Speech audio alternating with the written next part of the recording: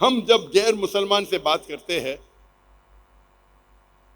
अल्लाह ताला फरमाते तालौ इला कलिमतिन सवाइम बैनो बैनकुम, आओ हम उस बात की तरफ जो आप और हम में यकसा है।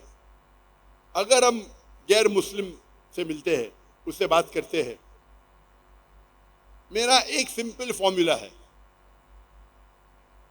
जब मैं गैर मुसलमानों से पूछता हूं या कोई भी इंसान से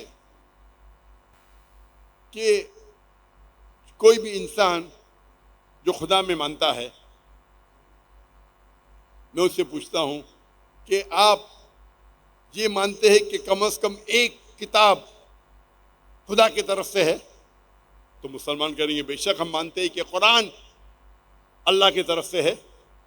वो ईसाई कहेगा हम मानते हैं कि बाइबल खुदा की तरफ से है।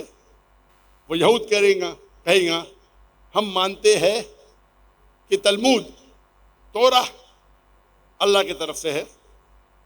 वो हिंदू कहेगा हम मानते हैं कि वेद और उपनिषद खुदा की तरफ से है।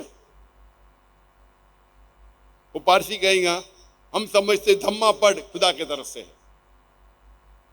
तो हर मजहब के मानने वाला, हर इंसान जो खुदा में मानता है, वो ये मानता है कि कम से कम एक किताब खुदा की तरफ से है।